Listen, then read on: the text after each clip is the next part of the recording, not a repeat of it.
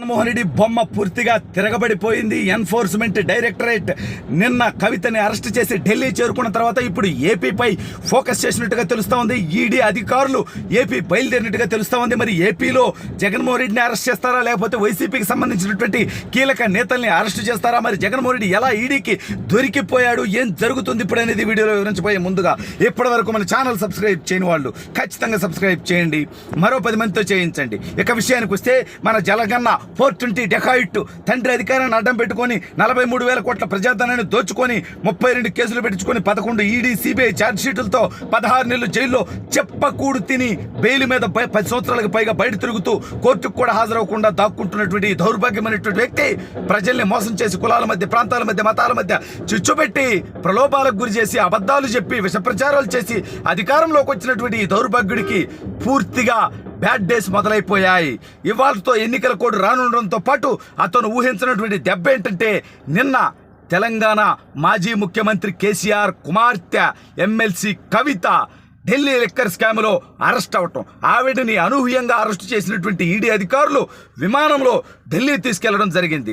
అయితే ఆవిడని విచారించేటువంటి క్రమంలో, ఆవిడ ఇంట్లో సోదాలు చేసేటువంటి క్రమంలో అనేక సంచలనాంశాలు వెలుగులోకి వచ్చినట్టుగా తెలుస్తూ ఉంది. ఎందుకంటే లిక్కర్ స్కామ్ అంటే, లిక్కర్ డాన్లు అంటే, డెకాయిట్లు అంటే, 420 అంటే దానికి నిలయంగా ఉంటుంది ఇవాళ ఆంధ్రప్రదేశ్ వైఎస్ఆర్ కాంగ్రెస్ పార్టీ జగన్మోహన్ రెడ్డి నాయకత్వంలో గత 4 సంవత్సరాల 10 నెలలుగా డిజిటల్ పేమెంట్స్ కూడా లేకుండా సొంత బ్రాండ్లు తయారు చేసి విషపూరితమైనటువంటి మద్యం ఆంధ్రప్రదేశ్ రాష్ట్ర ప్రజలకి పోసి 30 లక్షల మంది ఆరోగ్యాన్ని చెడగొట్టి వేల మంది మరణానికి కారణమైనటువంటి దౌర్భాగ్యమైనటువంటి వ్యక్తి జగన్మోహన్ రెడ్డి. అయితే ఇప్పుడు ఢిల్లీ లిక్కర్ స్కామ్లో విజయసాయి రెడ్డి A2 జగన్మోహన్ రెడ్డికి అత్యంత సన్నిహితుడు. జగన్మోహన్ రెడ్డి అన్ని కేసుల్లో జగన్మోహన్ రెడ్డి దొంగ అయితే ఆ దొంగతనానికి సహకరించి, ఆ దోపిడీకి సహకరించి, ఆ డబ్బు దాచినటువంటి వ్యక్తిగా చార్టెడ్ అకౌంటెంట్గా ఉన్నటువంటి విజయసాయి రెడ్డి.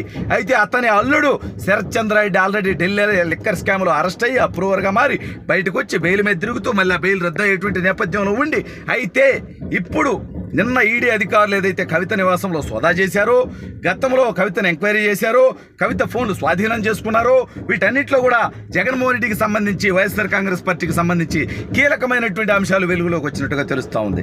ఇటీవల తెలుగుదేశం, జనసేన, భారతీయ జనతా పార్టీ పొత్తు పెట్టుకున్నప్పటి నుంచే ఇటువంటి ఏమన్నా జరుగుతాయేమో, మనకి ఇంకా కేంద్ర మద్దతు రాదేమో అనేటువంటి ఆందోళనలో, టెన్షన్లో జగన్మోహన్ రెడ్డి ఉన్నాడు. ఎందుకంటే ప్రజారంజకంగా పరిపాలించాల, ప్రజల్ని వేధించాడు, కానీ ప్రజల్ని నమ్ముకోలే జగన్మోహన్ రెడ్డి ఓట్లేస్తాడని.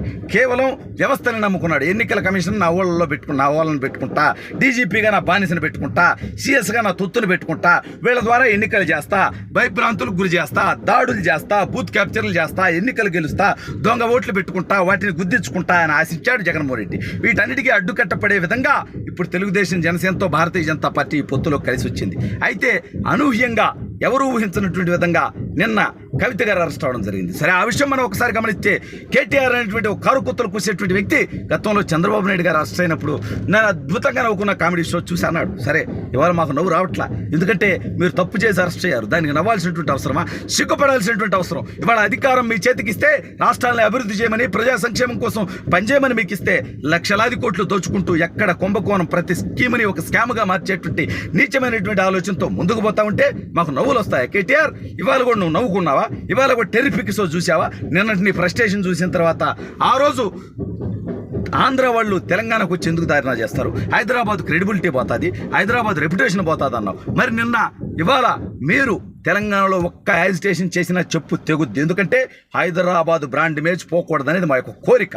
ఎందుకంటే ఇవాళ మా రాజధానిగా లేకపోవచ్చు అది, కానీ మా తెలుగు రాష్ట్రాల్లో ఒక రాష్ట్రానికి రాజధాని, ప్రపంచ స్థాయి నగరం, దాని బ్రాండ్ ఇమేజ్ పోకూడదని నేను మనస్ఫూర్తిగా కోరుకుంటున్నా. అయితే ఇవాళ జగన్మోహన్ రెడ్డి ఢిల్లీకి సంబంధించినటువంటి ఈడీ అధికారులు తీగలాగితే డొంక కదిలినట్టుగా తెలంగాణలో కవిత అరెస్ట్ అయితే, ఢిల్లీలో వాపుకు సంబంధించినటువంటి నాయకులు అరెస్ట్ అయితే, ఆంధ్రప్రదేశ్లో ఆ డొంక కదిలింది. జగన్మోహన్ రెడ్డితో పాటు అతని సన్నిహితులందరికీ దీంట్లో పాత్ర ఉన్నట్టుగా, సౌత్ సిండికేట్ మొత్తం కూడా వీళ్ళ కనుసరణలో నడిచినట్టుగా, వేలాది కోట్ల రూపాయలు వీళ్ళ మధ్య ట్రాన్సాక్షన్లు జరిగినట్టుగా వాస్తవంగా వాళ్ళ దగ్గర ఆధారాలు ఉండడంతో ఇప్పుడు మరి ఎన్నికల సందర్భంగా జగన్మోహన్ రెడ్డిని అరెస్ట్ చేస్తేనేమో దీన్ని సింపతి యాంగిల్లో వాడుకుంటాడు, అలా అని వదిలేస్తేనేమో తనకు సంబంధం లేని విధంగా అయిపోద్ది. అయితే ఆధారాలు ఉన్నటువంటి నేపథ్యంలో ముందుగా అతన్ని విచారణకు పిలిచేటువంటి అవకాశం ఉందని, అరెస్ట్ చేయకపోవచ్చు జగన్మోహన్ రెడ్డిని, విచారణకు పిలిచి వాళ్ళ దగ్గర ఉన్నటువంటి ఆధారాలతో, వాళ్ళ దగ్గర ఉన్నటువంటి సమాచారంతో అతన్ని ప్రశ్నించి ఆ తర్వాత తుది నిర్ణయం తీసుకునేటువంటి అవకాశం ఉంది. ఎన్నికలకు ముందు జగన్మోహన్ రెడ్డి అరెస్ట్ అవ్వకపోవచ్చు, కానీ ఎన్నికల తర్వాత ఢిల్లీ లిక్కర్ స్కామ్లో కూడా జగన్మోహన్ రెడ్డి అరెస్ట్ అవ్వబోతా ఉన్నాడు. అది ఒక్కటే కాదు, బాబాయిని వేసేసినటువంటి కేసులో కూడా పూర్తి స్థాయి ఆధారాలు సిబిఐ దగ్గర ఉన్నాయి. ఇప్పుడు వాళ్ళకి సింపతి ఇచ్చేటువంటి అవకాశం ఇవ్వకుండా, ఎందుకంటే మళ్ళీ రోడ్డు మీద పడి నా కొడుకుని లోపలేశారు, నా భర్తను లోపలేశారు, అది ఇదని చెప్పి వాళ్ళు రోడ్డు మీదకి వస్తారు. వాళ్ళ డ్రామాలు మనకు తెలుసుకా, వాళ్ళే వేసేసుకొని మా ఆయన్ని వేసేసారు, మా బాబాయిని వేసేసారని కథలు చేశారు. సరే, ఆ విధంగా జగన్మోహన్ రెడ్డికి అవకాశం ఇవ్వకుండా ఈసారి ఖచ్చితంగా పగడబందీగా తన కేసుల్లో కూడా, తన మీద ఉన్నటువంటి 32 కేసుల్లో 11 ఛార్జ్షీట్లలో కూడా జగన్మోహన్ రెడ్డి అడ్డంగా ఆధారాలతో సహా దొరికిపోయినట్టుగా తెలుస్తూ ఉంది. ఎన్నికల తర్వాత జగన్మోహన్ రెడ్డి అనేటువంటి వ్యక్తి ఈ దేశంలో ఉంటే అరెస్ట్ అవుతాడు, పారిపోవాలనేటువంటి ప్రయత్నాలు చేస్తాడు. తనని నమ్ముకొని తప్పుడు పనిచేసిన ప్రతి ఒక్కరూ రాబోయే రోజుల్లో మూల్యం చెల్లించుకుంటారు.